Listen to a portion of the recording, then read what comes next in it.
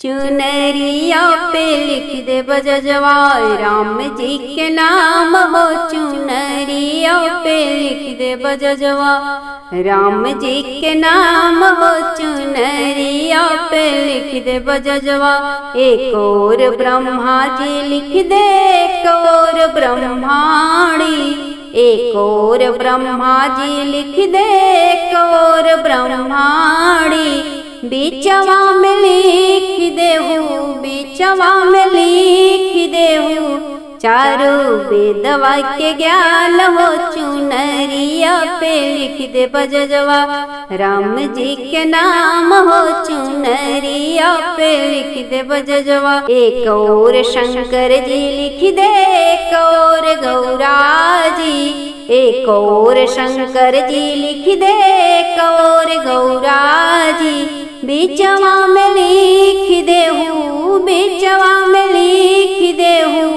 गणपति के नाम हो। चुनरिया पे लिख दे बजजवा राम जी के नाम हो। चुनरिया पे लिख दे बजजवा एक और श्री राम जी लिख दे, एक और लक्ष्मण जी, एक और श्री राम जी लिख दे, एक और लक्ष्मण जी। बीचवा में लिख देहु, बीचवा में लिख देहु सीता जी के नाम हो। चुनरिया पे लिख दे बजजवा राम जी के नाम हो। चुनरिया पे लिख दे बज एक और अवधपुर लिख दे, एक और गोकुल नगरी, एक और अवधपुर लिख दे, एक और गोकुल नगरी।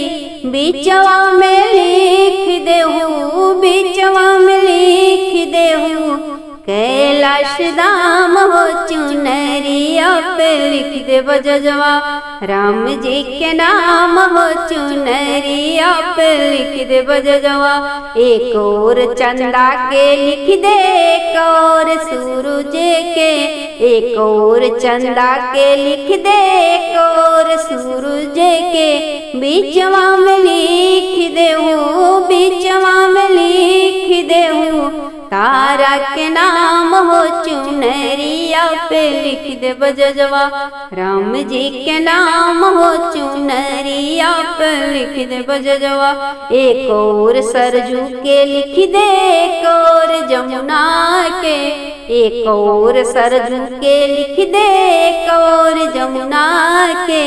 बीचवा में लिख देहु, बीचवा में लिख देहु गंगा जी के धार हो। चुनरिया पे लिख दे बजजवा राम जी के नाम हो। चुनरिया पे लिख दे बजजवा राम जी के नाम हो। चुनरिया पे